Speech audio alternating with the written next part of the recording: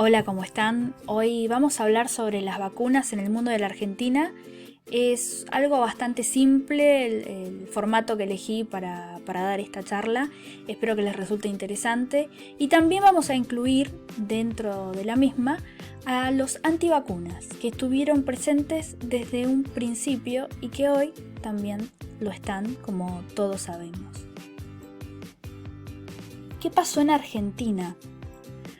En 1805, Cosme Argerich va a ser el primero en recibir las vacunas que habían llegado desde España a través de esta expedición, ¿sí? Y lo que va a hacer es solicitar al pueblo de Buenos Aires que vaya a vacunarse. En ese momento solamente van a asistir 12 personas, ¿sí? Pero la vacuna ya estaba en nuestro territorio. Rosas la va a entregar a los aborígenes a cambio de que, por ejemplo, no lleven a cabo malones. Es parte de los adelantos occidentales, podríamos decir, que van a recibir a cambio de no ejercer estos malones y que después, bueno, obviamente los van a hacer cuando Rosas ya no esté presente. Pero pensemos que esa fue la manera en la que este personaje detuvo durante mucho tiempo una gran cantidad de malones. Durante la conquista del desierto, Roca los va a llevar la vacuna para inocular a los aborígenes, ¿sí? Esto está presente en los libros de la época, en los textos que muestran los mismos médicos, porque Roca lleva además durante la expedición una gran cantidad de médicos y estos dejaron además registro de lo que sucedía. Durante la segunda presidencia de Roca se van a producir las primeras campañas de vacunación, digamos desde el punto de vista actual. No es que no hubiesen existido antes, de hecho los primeros que van a empezar a vacunar van a ser los inmigrantes a través de las sociedades de socorro mutuos, principalmente la inglesa y la alemana, y después se empiezan a incorporar desde las altas estructuras, podríamos decir, estatales, y bueno, nos vamos a encontrar con una primera gran campaña de vacunación durante esta presidencia de Roca. La vacuna, si esto sale en el diario Los Andes de 1885, que es anterior justamente a la segunda presidencia de Roca, pero para que veamos cuál era la situación en el interior del país.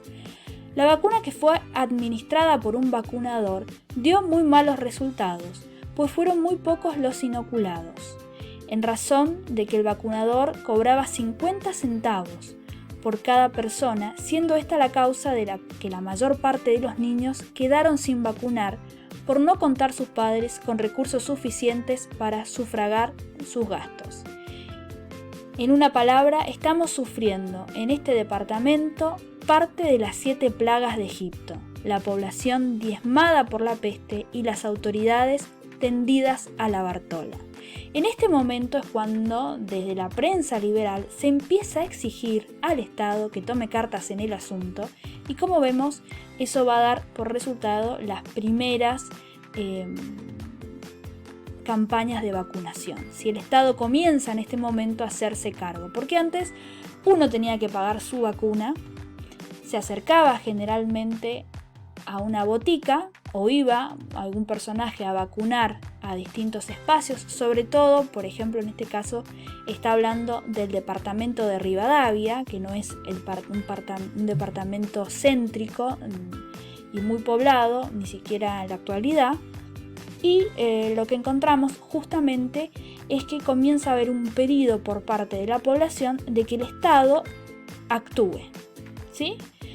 Lo que va a pasar en Mendoza es que se va a abrir en ese momento, bajo el auspicio de Luis Lagomayore, que era el intendente de la capital, el primer vacunatorio donde, digamos, el Estado se hace cargo de las vacunas. Si no, se acercaban a las distintas boticas, que eran farmacias, y allí generalmente se vacunaba los domingos al mediodía, los domingos en la mañana, los sábados también a veces, y se especificaba que era gratis para los pobres, ¿sí?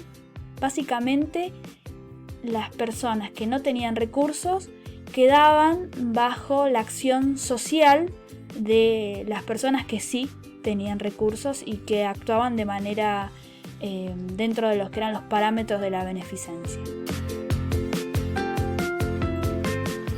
Vamos a ver algunos datos. En 1890 la epidemia de viruela mató en la capital federal a 2.198 personas y la mortalidad de 1899 por esta causa fue solamente de 14 personas. ¿Por qué? Porque hubo todo un plan de vacunación. Los protocolos que existían entonces. Bueno, se enviaba al enfermo a un lazareto, ¿sí? Que era una casa aislada, y la casa del mismo se aislaba también y se incendiaban generalmente todos los objetos del mismo, o se iniciaban distintos procedimientos de desinfección. Se embolsaban las pertenencias de esta persona para llevarlas a hornos esterilizadores, y aquellos días generalmente se desinfectaba toda la zona, como también los tranvías, etc., ¿no? Algo bastante similar a lo que hemos visto con otros elementos, ¿no? No con alcohol, pero sí existían espacios a donde se los llevaba y quedaban aislados. El tema era que si se sospechaba de que alguien estaba enfermo, de todas maneras lo incluían en estos espacios, en estos lazaretos, y si no estaba enfermo se enfermaba, y generalmente esto sucedió durante las distintas epidemias que tuvimos en nuestro país y fue la causa de muertes injustificadas. Así que también es muy complejo, siempre ha sido muy complejo la forma y los tratamientos y digamos las cuestiones o cómo se avanzó sobre el trato de las enfermedades. Entre niños y adultos se inmunizó a unas 1.000 personas por día. Esto pasaba en conventillos, edificios donde se hacinaban los inmigrantes, que fueron justamente el principal foco de atención. Es decir, Roca envía a estos espacios donde habían muchos inmigrantes viviendo en la pobreza, hacinados y que se enfermaban, a médicos para inocularlos. Es algo así como si se hubiese enviado desde un principio a las zonas más afectadas por la pandemia, donde era muy difícil poder, digamos, tener acceso a test, justamente a personas especializadas a testear, ¿no? Era básicamente lo mismo, porque nosotros no teníamos en este momento las vacunas, pero acá, cuando se produce esta situación, esta gran oleada de viruela, bueno, justamente sí se tenía las vacunas ya desde hacía tiempo y se empiezan a aplicar para que la población quede inmunizada. Estas son imágenes justamente de 1901, cuando se produce esta vacunación masiva y de los médicos yendo a los conventillos. ¿Sí? Era vacunación domiciliaria. Estas imágenes pertenecen a la revista Caras y Caretas y son realmente muy ilustrativas y nos muestran, ¿no es cierto?, ese temor de los niños tan patente y nos hace verlo tan actual, ¿no? Además, la gente concurría a los vacunatorios y allí, bueno, directamente eran inoculados. Y era algo a lo que accedían todas las clases sociales, como podemos ver, rápidamente, ¿sí? Y esto fue básico para que bajara la mortalidad en ese momento, como vimos. Y bueno, acá es muy claro, ¿no? Esto es de 1901 y nos muestra una campaña de vacunación. Acá podemos ver a Figueroa Alcorta vacunándose también, porque esta cuestión comienza a ser algo que tenía que ver con las políticas de Estado. Si Figueroa Alcorta y Roca eran enemigos políticos, pero ciertas cuestiones los hacían poner al país siempre delante, ¿no? Y además es muy interesante porque la población, como podemos ver en este texto de Caras y Caretas de 1905, acepta las vacunas, se quiere vacunar, y fue algo realmente exitoso que hizo que la mortalidad descendiera notablemente. Bueno, y acá es muy interesante porque habla, en este texto de Caras y Caretas de 1906, de la existencia de ligas antivacunas en nuestro país, en este momento, ya, ¿no? Y dice algo que es muy claro, ¿no?